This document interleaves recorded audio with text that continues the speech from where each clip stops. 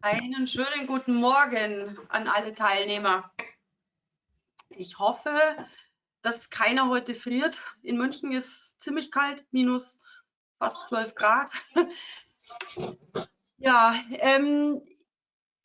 ganz herzlichen Dank, dass Sie sich Zeit nehmen für unser Webinar heute. Ich werde eigentlich jetzt nur ganz kurz hier eine kleine Einleitung machen und dann werde ich auch schon übergeben an die Kollegen. Wir haben heute das Thema Web Client. Das ist ein neues Thema, das, sage ich mal, seit 1,5 Jahren zwar schon verfügbar ist, aber natürlich immer weiter ausgebaut wird von den Kollegen. Und das wird heute Yuval Lavi vorstellen mit seinen Kollegen.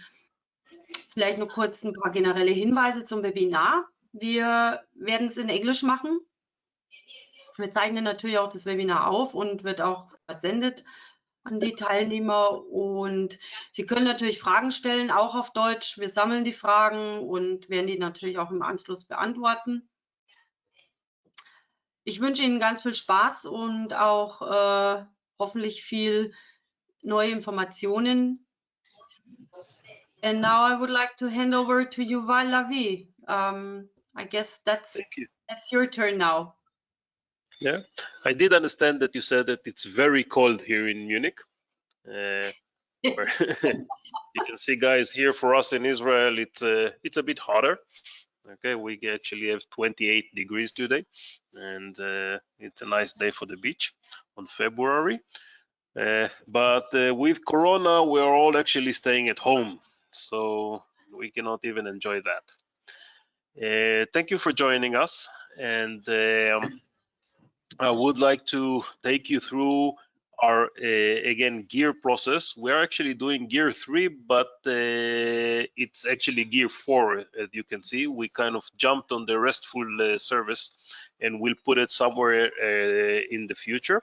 But we wanted to take you already to our web client and do a deep dive to web client, and take you through this amazing new technology that we have.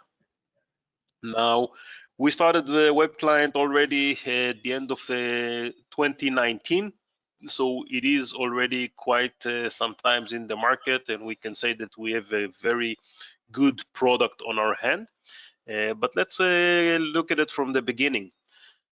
Our aim when we are talking about Magic Web Client is to actually allow manageable large-scale Angular application. Maybe in the future we'll also do React and Vue, not only Angular, but at the moment we're focusing on the Angular. And we want to take the idea of magic of less code, more versatility from what we did 35 years ago all the way now to the modern technology of web application and a single page application.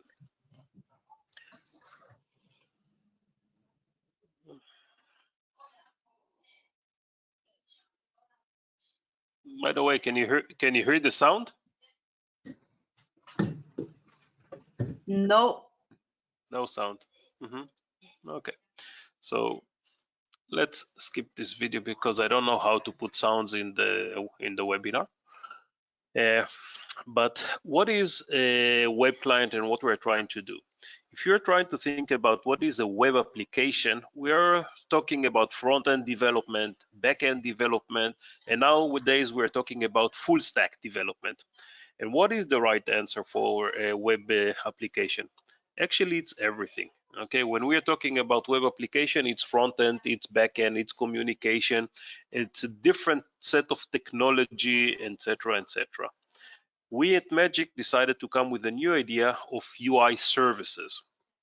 And the UI services, that means that we're going to provide all the services that the UI needs. And then in the UI, we're fully flexible. You can do whatever UI that you want to do. If we're looking at the N-tier application deployment that their standard technology is doing, we see that we have the front end side and then we have the backend side, and this is also where we got the front-end developer and backend developer. And in this red line, we have some kind of an API of data access layer that is accessing between the front end and the backend.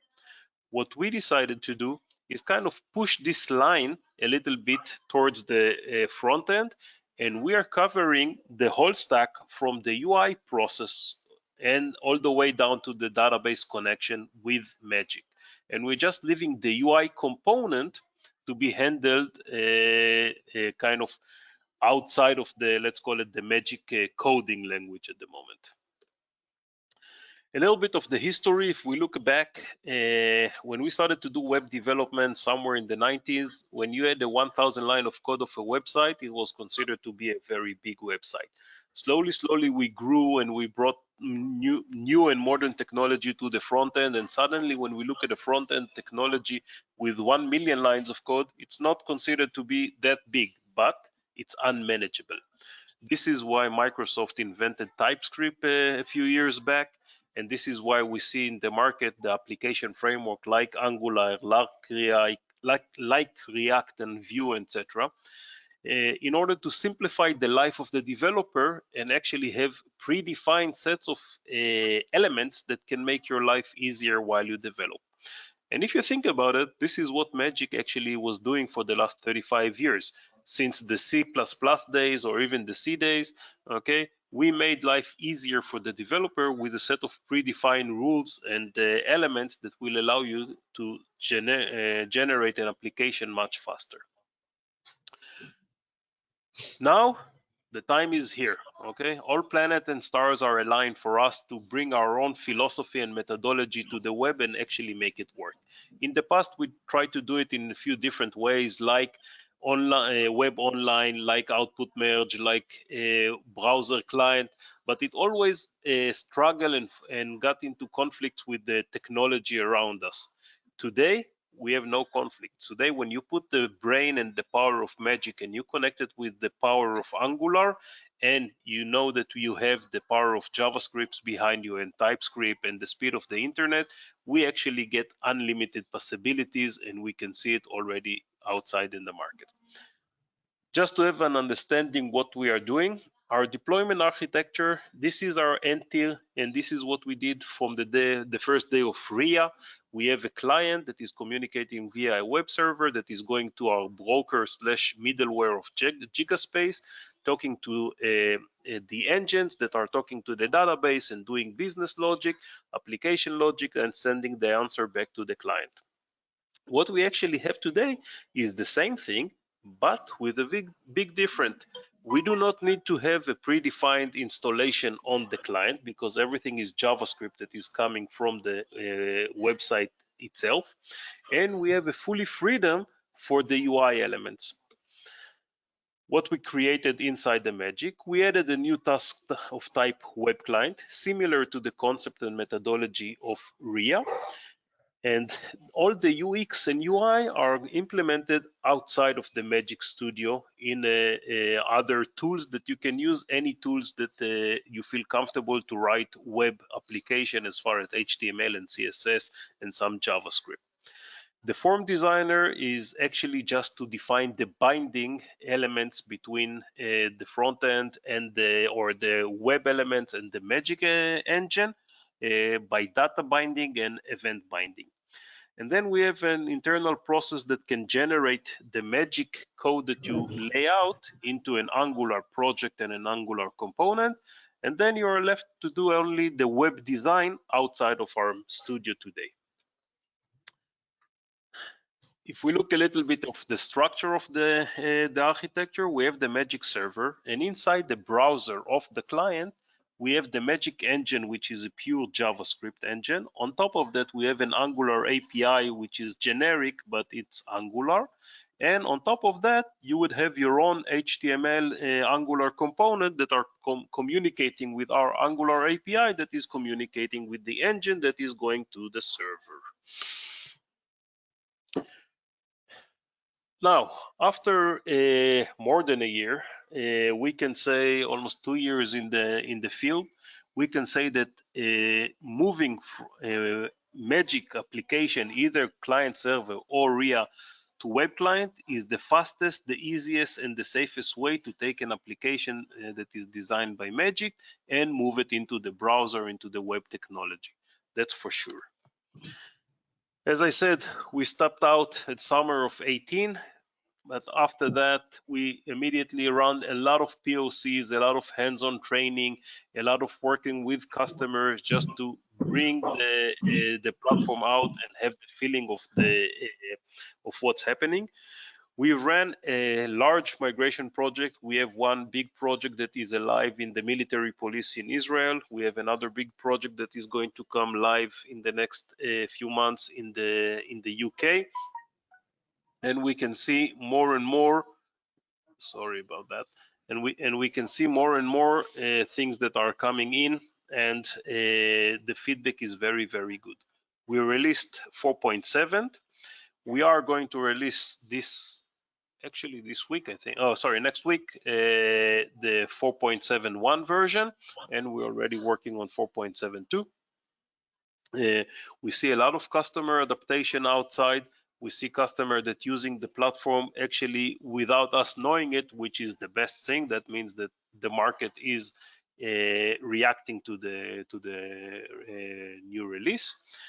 We're working and making sure from each version that we provide to ease the process of migration. Again, the migration, we'll talk a little bit about, it's not export import, but we want to make it easier. Okay, and we're trying to provide a lot of training materials, and Oded will mention it also. We have the magicweb.io website with the hands-on training, where you can do step-by-step training of the web client technology. The idea is to provide a way to write a single page application with amazing UI in a fast and easy way. Again, presentation layer. As far as the UI, the sky is the limit. You can make it fast and simple. You can make it very, very complicated, but this would be already based on your wishes of how you want to implement it. If we're talking about migration and we're taking a client server application and we want to take it to the web architecture, this is, for example, an application in the UK that we're working on. This is a standard client server that you see here, and we all wrote and implemented those type of an application with a lot of data, a lot of business knowledge, a lot of drill down and extra information, etc. This application is working with MS SQL in the backhand, and we allow the search and the insert and the update in every location. And this is a typical application that any of us, old magician I would call us, would know how it's working behind scenes, even if he doesn't see the code. Now, have a look at this application, which is the same application, just in the web client. Okay. We did not change any of the code behind. We only did a small changes in logic that are required for web client, and we fully changed the UI. What you can see is that the application behaves the same, extract the data the same, has the same business logic, has the same validation. Everything is working the same, but with a totally full modern UI look and feel. And if you would need to guess, you would never know that this is actually the same application that you see on the client server side. So just again, a quick reminder, this is the online. Now it looks like this in the web client. This is another screen, and now it looks like this. Old screen of web client, of client server, moving into new screen of web client. Some wizard process, moving into some nice wizard process with UI. So this is what we want to see, and this is what we want to achieve. In this migration project, actually the customer provided us the design of each screen that he wanted to do, and we implemented this screen. We have another approach of migration that we think that you guys should think of, is what we call the 80-20. which 80% of the application you migrate based on templates. So this is, again, forgive me for the Hebrew, this is in the military police. If we are looking for this type of screen, which is a filtering screen that allows you to put some values and then get a list filtered by the values, okay, this is the same screen that now it looks in the web. Now here it will be very easy to understand what field is going to what field in the migrated. It's just have the same information but a little bit of a different layout, and of course with the web look and feel. This is the table, and now this is how the tables look in the web client. This is an entity card, as we call it, with a lot of tabs and extra information. This is how it looks in the web client. So in this type of a migration, the customer just provided us or worked with us of building the templates, but the team implemented the template as they saw fit, without having the customer say, "Oh, this I want here, this I want that," or etc. So there is this approach and that approach. Both of them are good, and depends on where you want to take the product and how you want to invest in the new look and feel of your product. But as I say, there is no limit to where you can take the web client presentation layer. Let's look a little bit of where we go to the future. Okay, if we're talking about the roadmap of web client, we keep on improving our engine, improving performance, improving the web client engine each and every day. But we know that our biggest challenge is now actually the UI UX, and this is what we are working for XPA 5. We're going to build a new WYSIWYG studio that will allow you to implement or generate HTML in an easier way than just go and do a web development as any web developer would do today. And on top of that, we are going to implement deployment based on a Docker technology, which will allow deploying much easier without going to learn all the broker settings, the requester settings, etc., etc. So this is where we're going to a new WYSIWYG multi-experience platform, where you have in the front end drag and drop studio that you can build application to run on any device, and you use the power of Magic Web Client, the old Magic. This is the studio that we have already, and this is what we're implementing inside the Magic XPA 5. It's based on our the Smart UX studio of the Powwow startup company that we acquired almost 2 years ago. And it's all fully drag and drop. You can see on the studio immediately how it's going to look. You can have the code at the bottom that you can change. You can have property sheet on the right side that you can update values of property, and we generate the full Angular application based on that. We will provide a set of templates, okay, that you can use. The templates that we provide, you can create your own templates. This way it will make life much easier, and speed of development will increase. We have an amazing presentation of viewer that you can actually preview the application and see how it will behave, how it will run performance-wise, if you want to see it on a different devices, responsiveness, etc. And we will also even be able to do mobile application, which will be hybrid and connect to the phone and do the mobile device using Cordova layer that is allowing you to communicate with the device itself. The idea would be to write and develop amazing look and feel application in an easy way.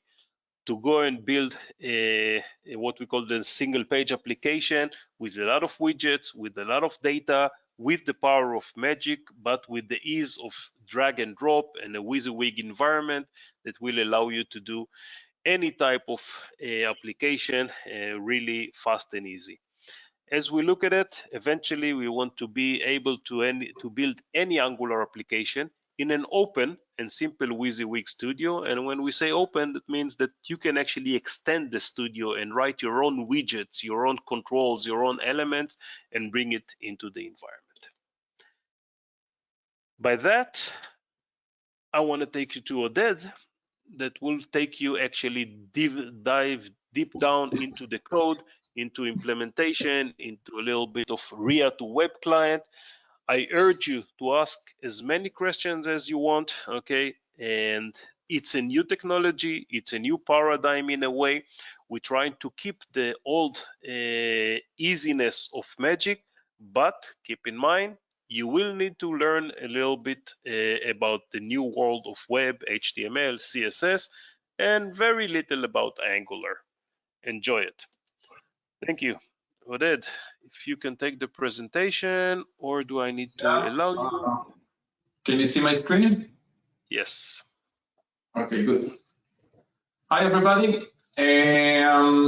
After the nice screenshots and videos that you saw on our project that we are running around the world, I'm going to take you to the maybe not to the very beginning, but I would like to go with you a step-by-step approach where you can actually see and understand better our technology. Please be focused. It's going to be I'm going to put a lot of information in front of you, and we have a lot of data to show you. And so please be focused. Try to be with me all the way. You're welcome. Later on, we will reply to all the questions. You're welcome to write any question in the chat, and we will reply to that. Okay. Our agenda for today, for the demo, we're going to talk about the SPA concept, and then I'm going to show you an empty SPA that I've prepared already, and I'm going to tell you what I did prepare in advance.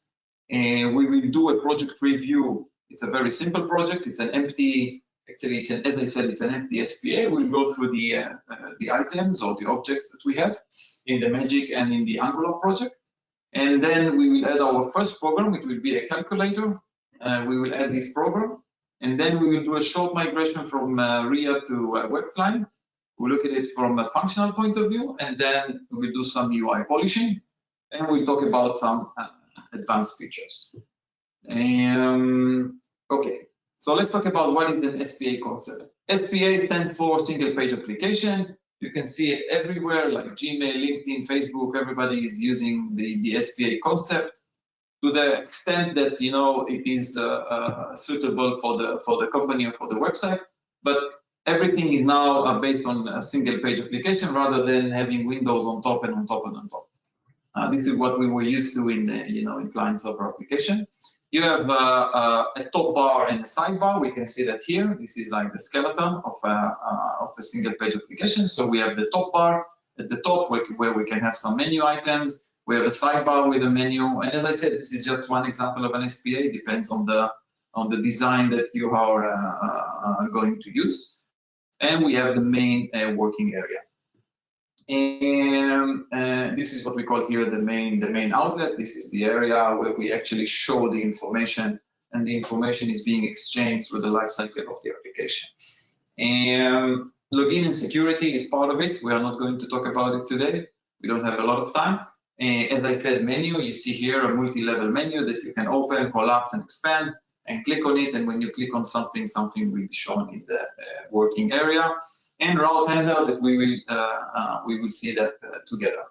So once we understand the SPA concept, we saw an example of that. Okay, I have here my empty SPA. As you can see, this is my empty SPA, and nothing here. Although there are some menu items, none of them is actually working. You can see that, and please try to get used to what I'm going to do. If I open the F12, it's the monitor of the application, and looking into the console, I click on that.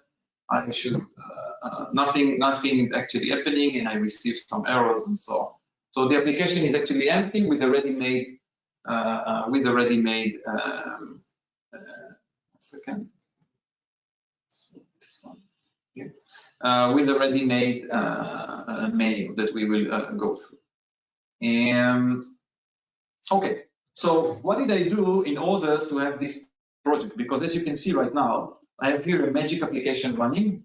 The name of the application is Gear 3. I'm using it, so I have a branch for this special webinar called Gear 3 Germany.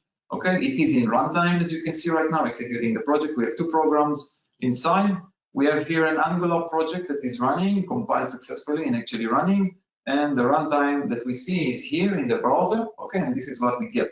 This is the SPA, the empty SPA that I've mentioned. Okay, so this is what we have. This is the user, this is the client-side application, and this is the server-side application, which is based on Magic. Okay, so what did I do in order to have this ready? So I've created a new project. Obviously, I created a project called Gear 3. I've generated out of the project an Angular project. So we have both of the project. This is the Magic project, and this is the Angular project. Okay, and you can see here the structure of it. Okay, you can see that we have a main folder with a start program, and we have a side menu that represents the menu. Okay, and I've added the start program that we will review in a minute. I've changed some Angular code, defined some web setting in the studio. I did compile and run. So when I did a compile and run, this is the command that I did on the Angular side, and on the Magic side, I just switched it into executing project, as you can see here. Okay, and once I did that, ing-serve, I actually compile this project and have it available to be run from the browser, and this is the result. Okay, everything that I said is you have it in the Magic Web IO, so you can actually do a step-by-step, starting from the very, very beginning, step-by-step course that will take you to be able to create such an SPA application. As I said, we don't have the time, it's just a webinar, so I'm referring you to the Magic Web IO to go to the hands-on section here. We go to Magic Web IO. So you go here to the hands-on section, and on the hands-on section, you have here building the SPA, really step-by-step, including videos and everything to show you how to do that with a lot of explanation. And of course, this hands-on goes deeper than what we will show today in the demo. Okay.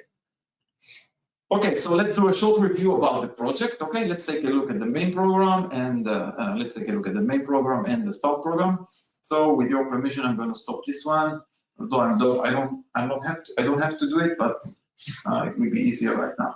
Okay, so let's take a look at the main program. In the main program, you see nothing. I don't have a data view, I don't have logic, I don't have forms. The only thing that I have right now is in the interface. I'm saying that I'm not opening a window task, and I'm running the project as a web client. And this is it. We have nothing else to show in the main program. And let's take a look at the start program. In the start program, also in the data view, currently the data view is empty. I have nothing. In the logic, I have a route event, which is an empty one, only with the default parameters that are created when we create a route event. Okay, and which is the route name and outlet name. As I said, explanations in the Magic Web IO, but we will work with the router handler later on. And in the forms, the only thing that I have is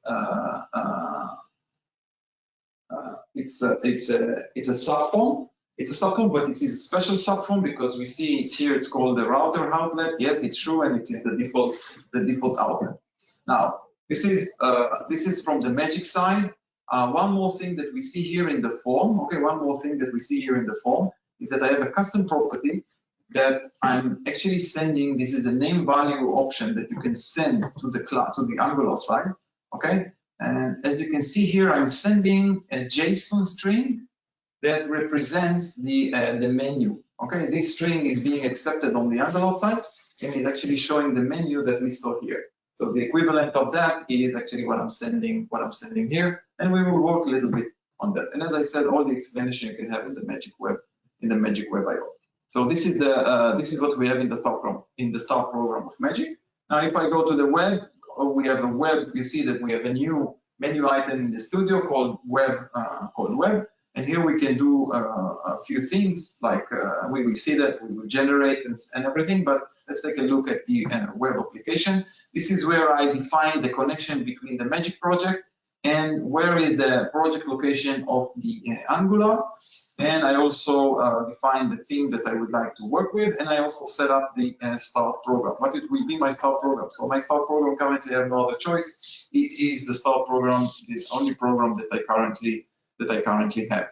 Okay. And what else I did is once I did that, I did a generate web application. And when I did the generate web application, there was a process running.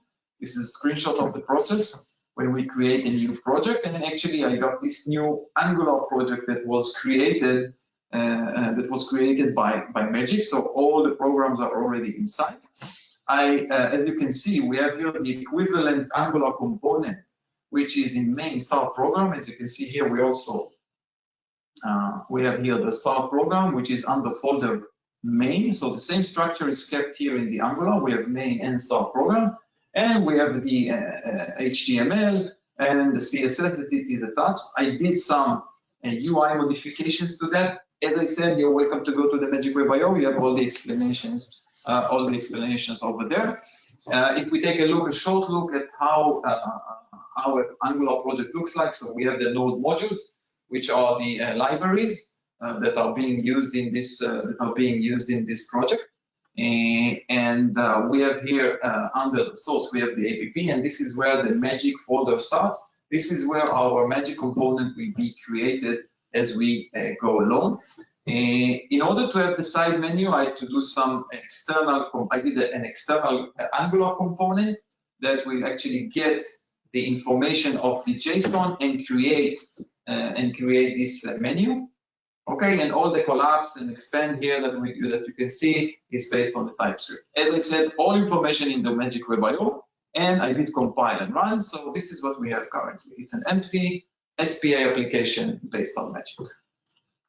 Okay, as I said, if you have questions, please feel free to do that. So we did a compile and run, as I showed you here. Everything is compiled and running. We can see that in the broker as well. That okay, currently I stopped the context, but if I move here, and we will see that once I do a refresh, here, we see that we have one context, number of requests, and so on. Okay, so let's move forward. So I created, as I said, a new branch, and let's do some coding. A lot of things to do. Everything is in the presentation step by step, so it will be in front of you while I do this calculator program. Okay, so we will start with the import of the calculator program. I already prepared the calculator program. Here I have some text files that will help me. So I'm going to take this file from here. I'm going to go to Magic, stop this one, import. I'm going to import with the folder information a program called calculator. Okay, and do I wish to commit? It doesn't matter right now, but you know, we can. Doesn't matter. Okay, so we have here a new program that was imported. Okay, so let's review what we have in this program. It's a very simple program. Keep in mind, see the icon. This is already a web client program. The task type, as you can see, we have a new task type called web client. Okay, this is the name. This is the name of the task. Let's go inside. It's going to be a very simple calculator. We have number 1 and number 2, and we have the operation that can have minus, plus, division, or multiplication, and we have the result. In the logic, we have a variable change of operation, then the result will be, and everything, all the results is the same function. So we have a case here based on the operation, whether we do plus, whether we do minus, multiplication, or division, or by default we do a plus. And we do that whether we change the operation, whether we change number 1 or number 2. Okay, and in the form, what do I have in the form? In the form, I have all the variables ready for me with, in screen mode. Okay, good. So this is what we have in the Magic program. Nothing else. Well, maybe one more thing here. That if we go here on the Control P in the interface, we have a route name called calc. We will look into that later on when we will attach this program to the menu. But currently, remember that we have a route name for this program, okay, that will be used. Okay, so what I'm going to do right now, and we can do it from many places in Magic, but when I'm sending here on the form, I can go to the web and ask him to generate form component. Okay, so take a look. It's going to generate here inside Magic. Okay, inside Magic, it's going to change. It's going to create a new Angular component for me. Okay, now keep in mind that if I look here, you see that I've imported with a folder name. So we have a demo folder name. Okay, so we will see this folder being created also on the Angular side. So where generate form component. This is very very quickly is creating the, you see that it's still running, and soon it will create the component for us. Good, done. Okay, so if we go here, we see that a new folder was created, and in this new folder we have an HTML, and we have a TypeScript file, which is a default TypeScript with nothing much really inside, just some kind of definitions. And we have the control accessors. As I said, you have all the information about that in the Magic Web IO. One more thing which is very interesting in Angular, that once the Angular feels that something has changed in the project, there is a recompilation being done. So you can see that I'm now being recompiled. The project is being recompiled, and soon it will be ready. To run. Okay, basically this is it. I did not touch anything yet in the Angular side. I just showed you what was added. Okay, and soon it's going to finish the compilation. Usually compilation is very fast, and we will go back here to the Magic. So now that we have a component that is ready for us and being compiled on the Angular side, almost.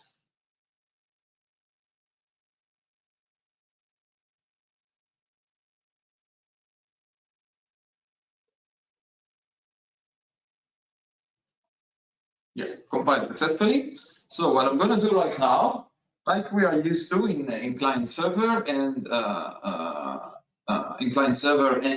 in RIA, I'm going to press F7, and I press F7. You see that I've moved to executing program calc. You can see here at the top. Okay, and I'm going here. I'm going to do it's being done refresh automatically, and what we see here is the default HTML that was created for our screen. So if I put here 12 and I put here 21 and I click on an operation, so if it is plus, if it is multiplication, if it is division, and so on.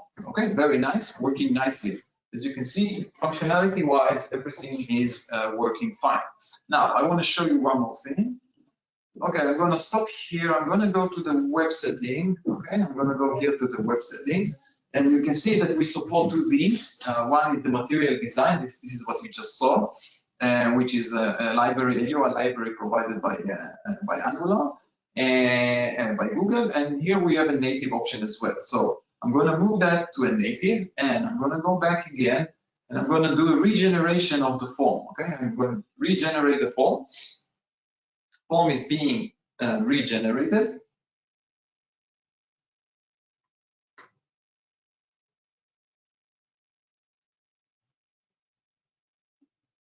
Okay, it's being done, and now I'm gonna. Sorry, we don't need to do that.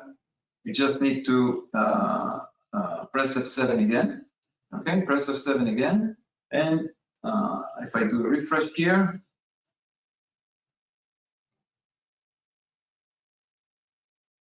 Okay, so now you see that the representation, the HTML representation is a little bit different. It's more native.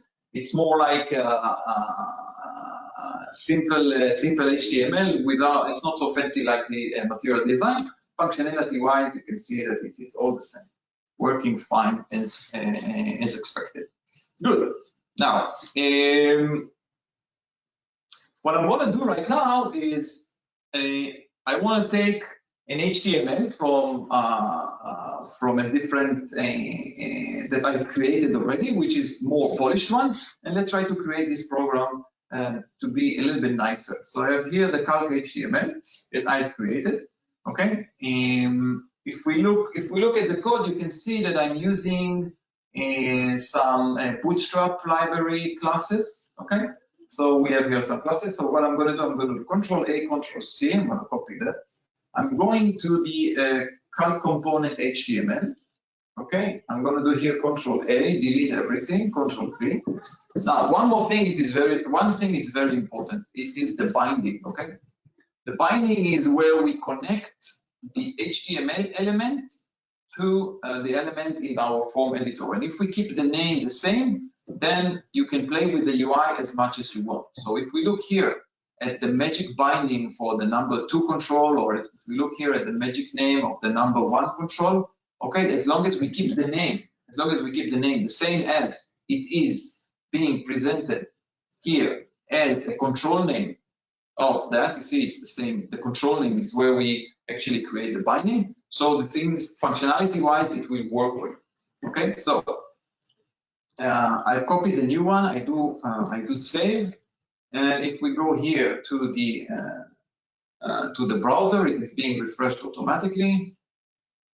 Okay, now you can see a very nice calculator that I've created with highlighting of the control that I'm using and so on, and everything is nice and easy and so on. Okay, so here is just a simple example of how you can make your UI looks much better using some CSS classes and so on. Okay, good. Now, as I said, we looked at the HTML as well. We saw the classes that I have applied, but just to be sure, for example, if I apply these classes, this is the only thing that I did. And as I said, these are classes of Bootstrap. You can always look at that, or you can always define other UI libraries that you would like to use and apply classes or apply some styles, inline styles, and you get, of course, also layout is very important. You see here that I've prepared the border with the green and 3 pixel solid and so on. So as Yuval mentioned, you know, from UI point of view, the sky's the limit and even beyond. Okay, now what we want to do is I want to attach this program, because as you can see, I ran this program through F7. Okay, I want to attach this program to the menu. Okay, so how do we do that? Let's go to the magic. And we go to the start program, and I'm going to the logic, and I'm going to add here a call program to the calculator, to my calculator. As you can see, the route handler is very special handler. It's not, you cannot really do anything you want. You can, in this handler, you cannot do some, update variables and things like that. You can do only calls. As you can see, we have here the route name being set by default based on the route name that was set to this program. Okay, so I'm saying to Magic that if I get a route name called calc, I want to activate this this program. Okay, so we added this one, the route handler. We added this program. One more thing that we need to do is in Angular we have a file called app routes. Okay, take a look at this file. Currently, this file is basically default file, empty file, nothing inside. Okay, now we will ask Magic to generate our routing that we just defined. So how do we do that? We go here to the web and we do generate web application. And in the generate web application, we ask him to create route map. And I don't want to generate any program. By the way, this is another place where you can generate programs. We will see that later on. Okay, so I'm asking him to create a route map without any program, and I'm asking it to generate. Okay, so I'm generating a route map that will include all the routing that I have defined in my Magic application. Okay, this is done. And now if we go here, you will see that a new route element was added to the app route. Okay, nice. And you can see also that everything is compiled successfully. So what I'm going to do right now, I'm going to move back to the Magic, and I'm going to run it on a project level, executing project. Okay, and refresh here. And now, when I click on the calc, I can see that the calculator is being displayed in our main area. Okay. Now I don't get any error right now. If I open the F12, which is our console, I see that I don't have errors, which is nice. And as you can see, when I press on the calc, you see here in the URL, this is the routing name. So when this route is going to the Angular project that is running here, it is being forwarded based on this file. It is being forwarded to be handled by Magic, and Magic has a handler for that here in the start program. That is okay based on the value of the route name. He knows which program to run and where. What is the destination? There is no destination here, but remember that in my form, I have here the subform, which is a router outlet, but it's also the default router outlet. This is why we see the result in the subform. Okay, so this is very important. Now I'm not planning to teach you routing in 5 minutes. It's a whole concept. You can send parameters through routing. You can have multi-level routing and so on and so forth. And you can, as I said in the Magic Web IO, you have information regarding that. Okay, so this is about routing. This is the flow that is coming, as I said, from let's say the URL, or if you from the URL to the Angular app routes, to the Magic engine, to the Magic route handler, and then calling the program. Okay, good. One more thing that I want to show you here, that as you can see, the behavior here is when I click 12, only when I step out of number 1, I get the result, which is okay, because we know that what we have here in the calc, is that when we have a variable change, then we activate this result, which is nice. But another new feature that was added lately is that the ability to set the binding level. You see here, the binding level is control, meaning, okay, I'm doing the binding on a control level, but I will take these two and I will say to Magic that I'm going to do it on a character level, meaning every click after 200 milliseconds, the value will be updated. Okay, between the value from the browser and the value of the variable in the Magic engine. So I don't need to generate anything. This is Yuval mentioned a UI service. This is a UI service. You don't need to generate anything on the Angular side in order for it to work. So I'm going to run the project again, and let's see the new behavior that we have now. By the way, if you see, I refresh now. The URL is already including the route name. So by default, I'm going to get the calculator. Okay, this is because I have the route name in the URL. If I delete the route name and press, then I will get just the empty SPA. Okay, and here I am to click on the calculator. This is one of the strengths of routing. Again, in the Magic Web IO, we have more information now. Take a look. I click 1. You see that the result is already changed to 1. I click 2. I go here. I click 2. You see that it is already being changed and being calculated as we type. Okay. So this is a binding level. Now, let's take a look at this variable. We know this variable, okay, and there are many ways. We talk about a little bit about validation. We know that there are many ways to do validation, but let's take a look at this number 1. The picture of this number 1 is 4.1. Okay, nice. So what is happening when I try to click more than that? Okay, so if I go here, sorry, we do a refresh. So I'm going to do 1, 2, 3, 4, 5, and then I get an alert. Okay, then I get an alert. If I delete one of the characters, then it is fine. Okay, if we do inspect, this is also important. We do inspect on this control, on this element. Okay, we see that Angular is putting by default ng valid, meaning the field is valid. But if I do 1, 2, 3, 4, 5, you see that Angular is attaching an ng valid invalid automatically to this control. This is a validation mechanism that Angular has built-in mechanism. Of course, Magic is connected to this, and I will show you some options that we have in this respect. So first of all, we see that the default warning that we get is not so nice, so we would like to change that. So what we do, we go here to the Angular, we go to the calculator HTML. Okay, we stand here on the, this is the number 1 input that we have. Okay, you see that we have an ng format and an ng arrow that it is connected to that. Now, if I put here in the ng arrow, I can put any string that I want. So, or anyway, yeah, any value that I want. So I will say wrong number. Okay, and I press save. Okay, this is very important. Now you see that if I refresh, it's being refreshed automatically. So if I put here 1, 2, 3, 4, 5, I get the wrong number. Nice. Okay, this is one thing. Second thing is that we've added lately in one of the latest versions the ability to have custom validators on the Magic side. but it's not really on the magic side. It's not on the server side. This is an information that is being provided to the Angular, and Angular is treating that as a validator. So let's take a look at that.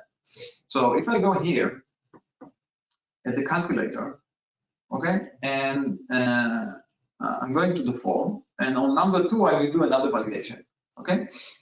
We have here, as you can see, we have custom properties and we have custom validators. And let's create a new validator. We give it a name, it's just a name, call it equal. The condition for this validator to be active is if A is equal to B. So I'm not allowing actually, or I want to validate that number 1 and number 2 cannot be the same, okay? And I can put an arrow based on expression, or I put a hard-coded one, and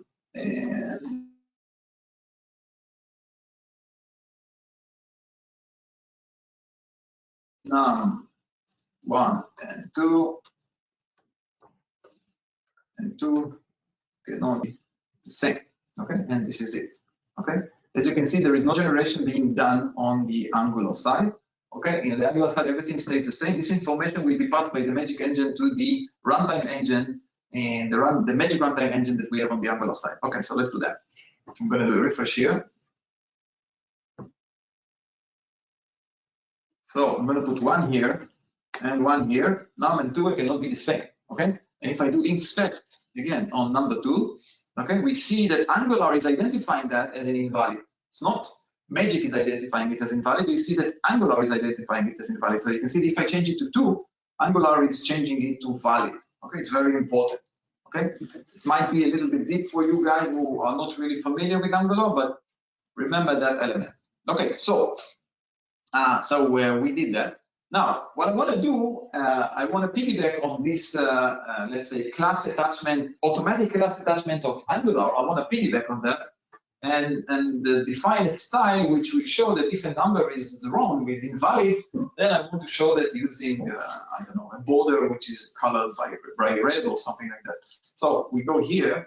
I'm going to take this this line, which is a CSS definition, okay? And I'm going to go to my Angular project.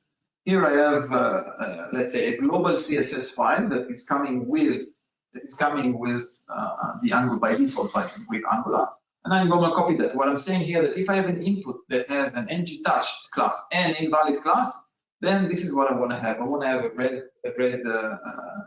red border color. Nice. Okay, so we're going to do save. It's being recompiled automatically, and we go in here and we do refresh.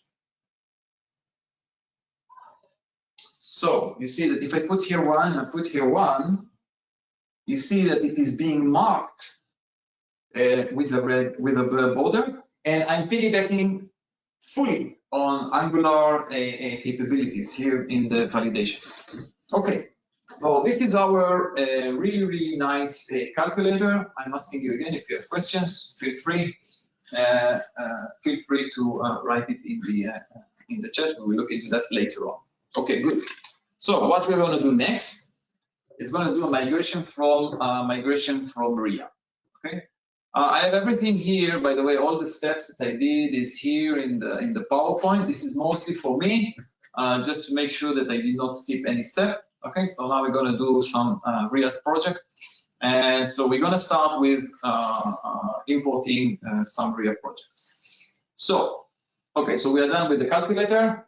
And now what I want to do is I'm going to import this export file, sorry. I'm going to import this export file to Magic, and we're going to run these programs. Okay, so Control-Shift-E, import, Control-V. Okay. You don't have to do commit right now. And we have a main program. We don't want to overwrite our main program. We want to keep our main program as is. So no. Okay, good. So now if we look at what we have here add a customer search, and import customer. Quickly, I'm going to add all of them to the folder demo. Okay, it's very important as a, as a good practice, a development practice, to have folders in not only in Web Client, but mainly in Web Client. And there is a reason for that. So we put everything under demo.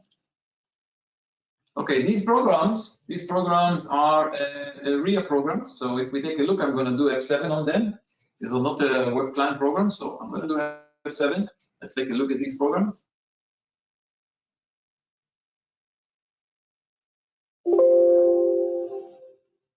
Okay, you see, I already have some data inside, but this is like a simple browse program. Nice. I have here another program, which is a customer search, more complicated program. More complicated program. If I want to search something, I'm going to have a like here. So if I'm MU and I press a search, so I get whatever I get. I press another search, show me only the active ones. Press a search, I see only the active ones here. I can search by date of birth, and I can also mark these not to be active, and I'm showing only the active ones. This is another program, and another program that we have is Add Customer. I have here an F7. I have here some validation. So if I do not put anything, it's asking me to put. So I'm going to put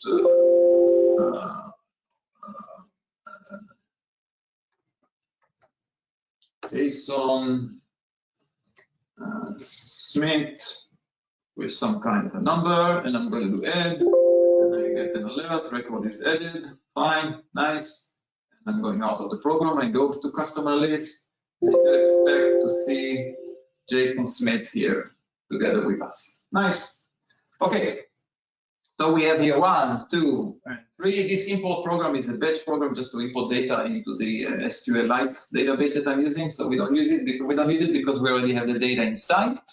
Okay. So what I'm going to do right now is I'm going to migrate these 3 programs to the web client and then attach them here to our menu. So we have like a full application to be able to work with. So let's start with changing them. The first step will be to change them into web client. So I'm going to go one by one. F5. F5, by the way, if you look at the add program, it's a web client with a batch that is actually adding the record. Okay, we have here a link create, and we have here some verifications to put the variable, to put the date of birth and everything. And if we click on the button, then we call this task and we erase record edit and we do erase event. Okay, so what I'm going to do, Control P, change from rich client to web client. Say yes, okay. Go to the next one, customer list, 5, Control P, rich client to web client, say yes, okay. And customer search, Control P, rich client to web client, say yes, okay, good. And I've created 3 new, this one is, as I said, it's not needed. I created 3 new web client programs. Okay, now I need to generate them. So I'm going here to the web, generate web application, and I'm telling him, okay, selected one, please generate this one and this one, yeah, and press OK. Okay, generate. Take a few seconds. We generate a component, an Angular component for each and every program.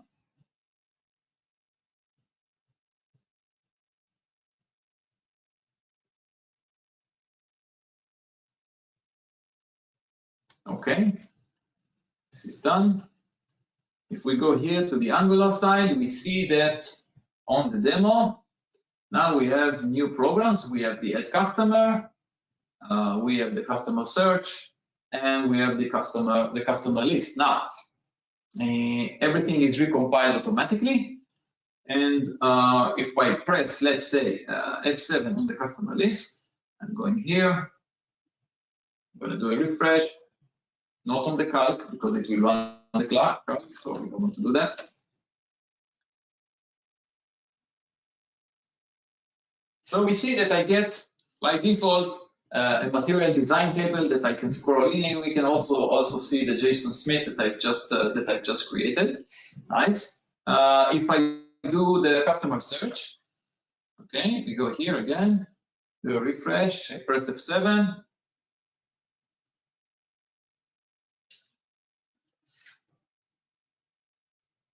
My laptop is a bit tired, don't worry.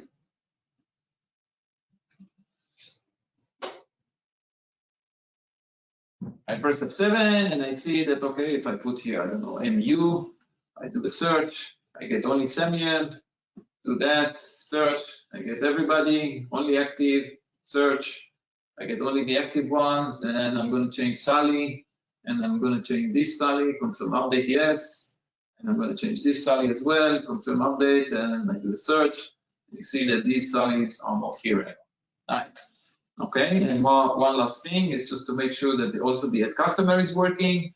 Pressing F7, going here, do a refresh. I'm going to add David. Yeah. Also, you see the validations is working. I'm going to put David, David born with a number. Press add, record added. Confirm update. Okay, nice. You see that it was done. If I go to the customer list, press F7. Go back here, refresh. We do expect to see this David Bourne.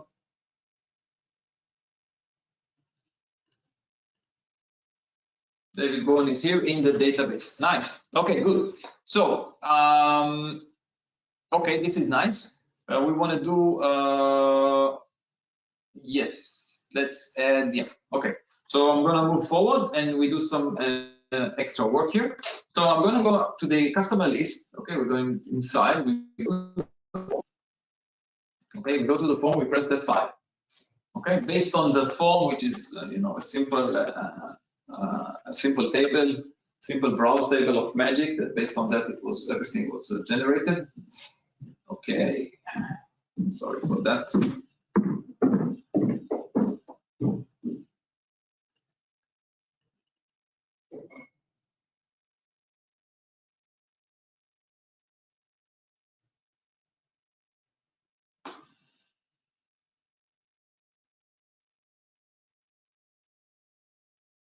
Yeah, let's reopen our project.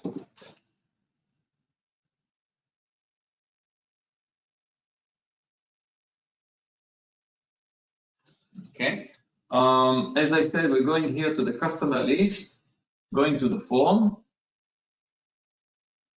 Okay, now we have here the table. You can see the simple table. Based on that, everything was generated. Now what I'm going to do, I'm going to click on this small arrow here and I'm going to say create row editing. Okay, this will do, we create a row editing for us. Okay, and another thing that I want to do, I'm going to add a button here. I'm going to add a button here. I'm going to call this button add. Okay, and this button, the format will be add. Okay, and this button will have a user event. We create a new user event, call it add, and this is no need for a trigger. Okay, and this is our end event. And what we do in this event is we go here to the logic, we create an event for that, and the event is a user event, which called add. And what we will do here is we will call the program of the customer. Okay, we call a program of the customer, and that's it. So, and of course, we need to regenerate everything. So let's see what we have created. I'm going to generate, going here, generate form component. Good. So I'm going to press F7. Go back here. Refresh here. Okay, so what we see here is two things. One is that we have here this edit control, edit button, that I can actually go and see this nice edit service that we have, an inline editing, that I can actually go and change this lady name to be, I don't know, Y222 and do save or do cancel. And from now on, she's with 222. I mean, I actually changed the value in the table. And if I click add, by the way, I'm calling this program. You see that I've called the program. It is now overriding my screen. We will change that in a minute. So if I now add FFFFF, forgive me for the not being creative here. I press add. A record was added. Okay, and if I do here refresh again, sorry, yeah, it's okay, should be fine. Reload. We should have this this record added. No, we don't have it because I did a cancel asking me to do that. But anyway, I'm clicking here and add. We're going to change it anyway, so we'll see that in a minute. I'm clicking here and add, and I'm calling actually this program. Okay, now. One more thing that I want to do is I'm going to go here to the add customer, and on the form of the add customer, I'm going to change the window type. Instead of default, which will be an override, I'm going to change it to overlay. So now this program will be like a window. Okay, so I changed it, I'm regenerating the form. Nice, good. And what I'm going to do, I'm going to run the customer list again, F7. Refresh. Refresh is being automatically. Now, if I press add here, what you see, and of course you can control that. You have a lot of explanations in our Magic Web IO. You see that we are opening a default window. We will change that in a second. We are opening a default window with whatever we have here, with a phone number and everything. And when I press add, confirm, record is added, okay. And if I put here a view refresh, I did not put a view refresh here after the call. So if I put here on the customer list, I go here to the logic and I put here raise event, which event internal view refresh, then it will be refreshed, and we will see the record that was newly entered. Of course, we need to know more about deferred transaction and everything, but again, let's call it, I don't know, 111. Okay, okay, and if we go here, you see here the new record is here. Okay, so we change the overlay, we show it. Okay, now what we want to do is we want to do two things. We want to attach these two programs. Okay, just like we did before, we want to attach this customer list and customer search. We want to attach them to the menu, and we don't want add customer as a menu because we call add customer from the customer list. Okay, so this is the customer list. I'm going to apply a route name here to the customer list. Control P, interface. Sorry, I'm going to put the route name here. Okay, this is for the customer list. Okay, and I'm going to do customer search, Control C, and go here, customer search, F5, Control P, interface, name, Control V. Nice. Okay, I'm going to go to my start program and have these two calls here, call and call, program, customer search, and program. Customer list, sorry, and customer search. You see that by default we have here the route name, right?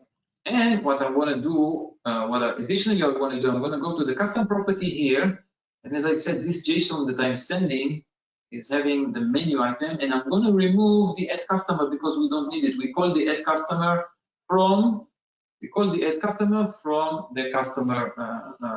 customer list. Okay, so we're going to say this one.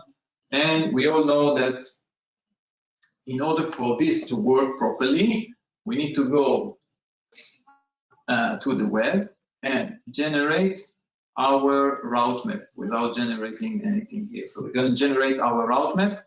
Let's generate it quickly. Good. Done. And if we go here to the Angular side, if we go open to the APP roots, you see that it was adding the cast click and the cast search. So we are ready to go. I'm running that as a project. Okay, I'm running it as a project, and let's do a refresh here. And we have our SPA, and we have the calculator. We don't have the add anymore. We have the customer list showing. We have the customer search showing in our working area, and it is expanding, collapsing, as you can see. And we generated that. Yeah, we remove. Yeah, this is it. Okay, functionality-wise, we are done. So let's do some polishing, very quick polishing, just to make our application a little bit nicer. Okay, so if I go here to the presentation, we did all these steps very quickly. And now what I'm going to do is I'm going to apply some CSS changes and so on to the application. Good. So let's do it quickly. The first thing that we would like to do is, as you can see here, when I click on the table, I don't have the border that you're all familiar with. And what if I want to add such a border to my table? How do I do that? So in order to do that, we need to take this style border, okay, and add it. We have here in the Angular, we have here magic styles and magic style CSS, where we have all our default styles. And if we go here, we have a selected style. We are going to add this style to the selected style and maybe enlarge the pixels to be 2. I'm going to save that. Let's see if we have any effect here once it is being refreshed automatically. I don't know why it's not. Sometimes it's a matter of cache. We'll see later on that it is being done. Check one thing. Yeah, should be, but usually sometimes it's a matter of cache that we have to recompile. We'll look at it later on if we have time for that. Another thing that I want to do is to add some magic styles to make our table look better. As you can see here, it's very small, very squeezed. The table is very squeezed. So what I'm going to do, I'm going to take a CSS from here, a ready-made CSS, Control-C. I'm going to copy it here also to the magic styles. Okay, here I'm using some of them, but you can see here that I have table, container, table 1, and so on. So what I'm going to do, I'm going to go here to the customer list just to make sure that in my HTML, yeah, I have here, I'm referring to that, okay, to this CSS. It's a CSS work. It might be too detailed right now, but I just want to show you the result that you can have a very nice, and of course you can improve that, a very nice table that is also very responsive, as you can see. Everything is responsive, and it's, if the screen is being squeezed, then everything is being defined accordingly. And here we have also the inline editing. Nice. I want to polish the search edit. Okay, as you can see here, this is nice, but not nice enough. Okay, so I'm going to change this top area as well, and also the table of the customer search. So in order to do that, I have here the search. This is just a section. It's not all. I'm going to take this section. Already I applied some classes here. And I'm going here to the customer search, HTML. The section at the top, this is the section that I'm going to change, that is holding the name and everything. So I'm going to delete this one, including the button. This is delete. And I'll put it here. And also in the table, I'm going to change this one. If I did not do any mistake, then our customer search should look much better. Yeah, looks much better, as you can see, fully responsive, with a nicer button, with a nicer table, and so on. and everything is workable. I mean, if I click here, it's asking me to confirm the update. If I ask for only active ones, I get only the active ones. Last thing that I want to do is I want to change the customer ad. You remember this one, because this screen, we all agree, it's not a nice one.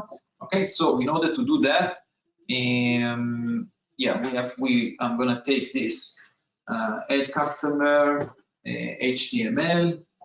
I'm going to Control A, Control C, and I'm going here to the add customer HTML.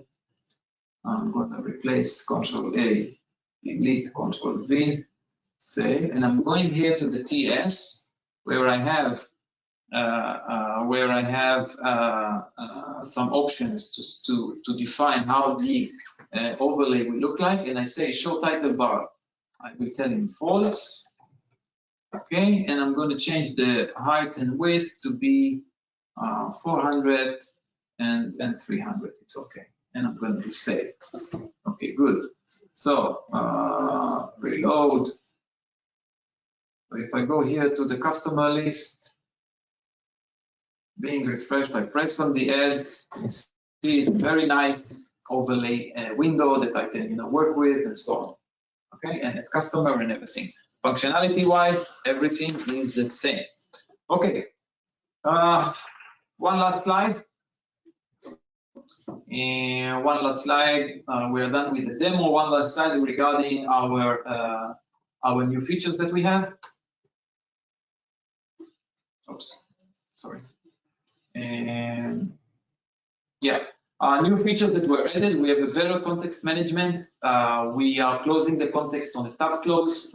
We have also a context restore, which in case the context is being closed by the server or something like that, the client side will try to restore the context and even restore the values of the main program or the get param, set param that you might have.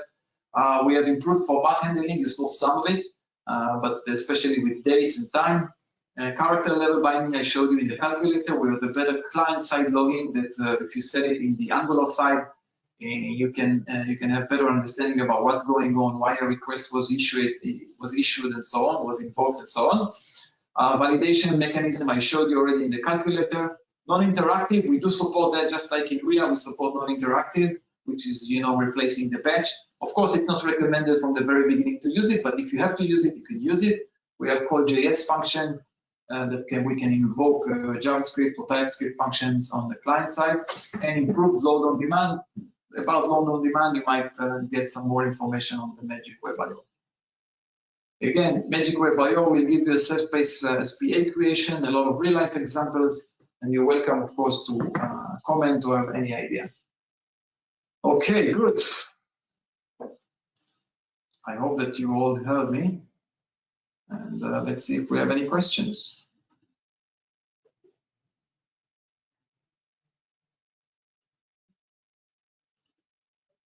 Hello?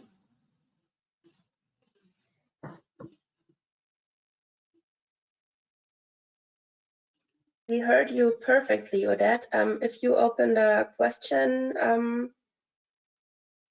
yeah, I'm trying. spot, I've only checked. Yeah, there I have don't been have here a question. Oh, okay, so I will read them to you.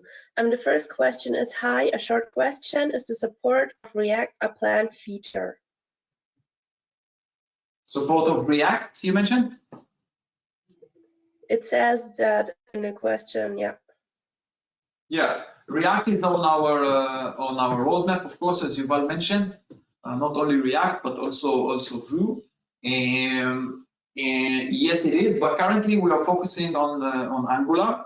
So if you want to start web client, don't wait for the React. Start with the Angular. Angular is strong enough, to provide you the functionality and the UI and whatever you need for building your web client application. Okay, thank you. A second question is, how is the data being pulled to the front end directly from the database? How was the data being pulled? I have here How is the data being pulled to the front end directly from the database, or is there some sort of API? Okay. Yeah. Basically, API is the right word, but remember that Magic is providing you all the services of bringing forward the data and then bringing the data back to the server. So no, directly to the database, of course not. Yuval showed the the diagram of what we have, but basically we have the Magic engine, which is on the server side, that is connecting to the database here through our data repository and connecting to the database. Now, from that point onwards, the engine on the server side is actually communicating with the engine on the client side. Okay, we have also an engine on the client side, and they are communicating, and the data is being exchanged through both engines. Of course, the client side has zero access to the database.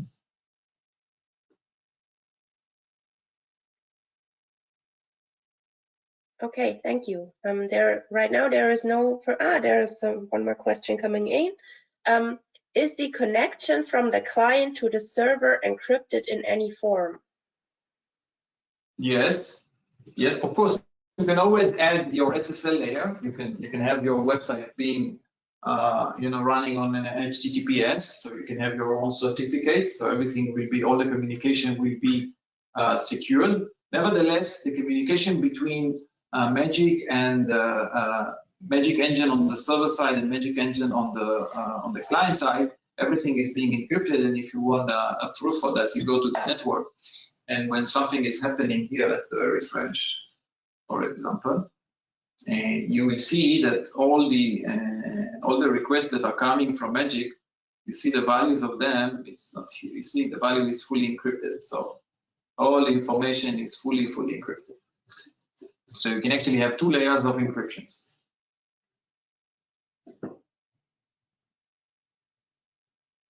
Okay, any more questions?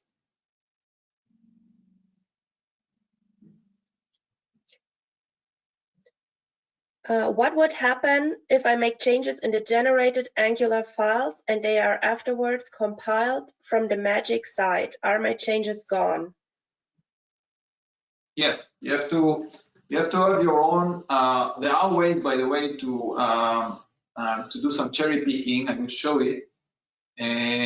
Basically, let's say the order of things is first you work with the generated HTML and TypeScript that Magic is generating for you, just to make sure that functionality-wise you are okay. And then when you do the polishing, once you do the polishing, you do not do generation anymore. Actually, you don't really need the generation anymore, because after some experience, you will know exactly what Magic is generating. Now, if you want to add a control to a very complicated screen like we did here, you can always go to the form, for example, and right-click on a control or a table control or whatever, and you can ask him to generate an HTML or recursive HTML if it is multi-level control. So when you do a generate HTML, it will show you here in a small window what Magic is expecting to have in order to have a full binding of this control. So you just need to do copy and paste it, and you can paste it directly to the HTML. But going back to your question, yeah, you generate. Once you do your own manual UI polishing or whatever logic you added in the TypeScript, you do not generate anymore. And if you want to add some controls from Magic side, then you use this function of locally generating. Like here, if I want to regenerate the table, I'm generating the table, and I need to copy paste this section into my HTML. You do not regenerate anymore.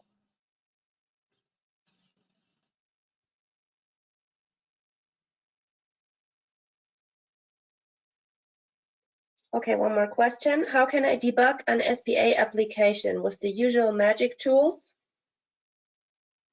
Yeah, debugging. You have first of all the monitoring, the breakpoints, everything on the server side works the same. So you can actually do that and work with that on the server side. If you want to debug things on the client side, you have the ability to define here in the Angular We have here a very important file called under the assets. We have a very important file called server config, and here we have like an internal log file. And you can also do some console inputs if you want, and you have fully debugging functionality in Chrome, in the development tool of Chrome, so you can actually fully debug your application with breakpoints on the client side. So debugging is not an issue. There is a section in the Magic Web IO talking about debugging.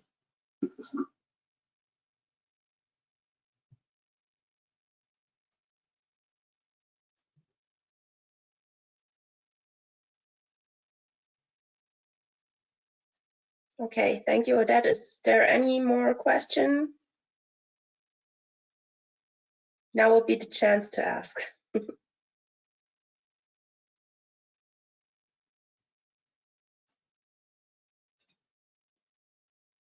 Is it possible to reuse validators in different programs?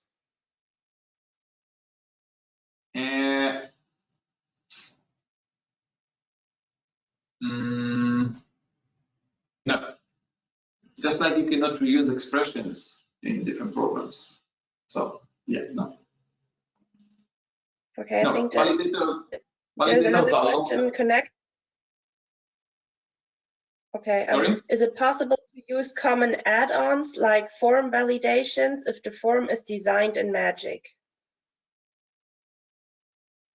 You can use Angular validations if you want. I mean, we do not limit that. That's for sure. We do not limit that, but other than that, I'm not sure I fully understand the question.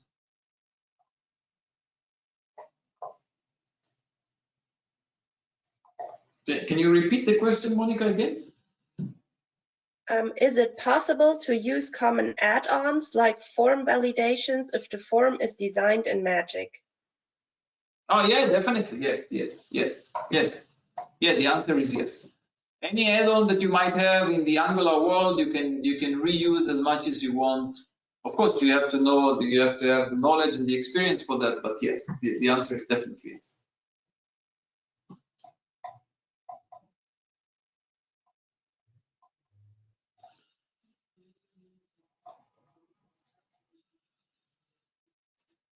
Okay, he meant like open source projects which give some functionality to integrate. So what is the question? If I can give an example for that? The question before was the add-ons. He meant like open source projects which give some functionality to integrate. Yeah, I mean, it's a general question. You know, it depends on the add-on and the functionality of an add-on and everything. But our concept from the very beginning was not to limit your functionality and your UI on the client side. So if you have your own add-ons that you would like to use, of course we do not limit that, and you're able to use that as needed.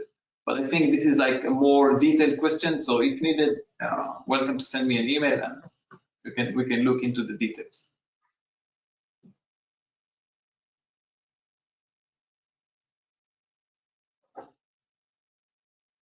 Okay, thank you very much, Odette. People are thanking you in the question section and said it was a great webinar. And I think this is a good word to close it. Any more questions, you can write an email to us and we will answer them. Good, very good, guys. Thank you. So thank you all very much for listening and for staying with us until the end. We know it was a long session today, and we are looking forward to see everybody in the next year webinar. Thank you, guys. Thank you. Bye-bye. Bye.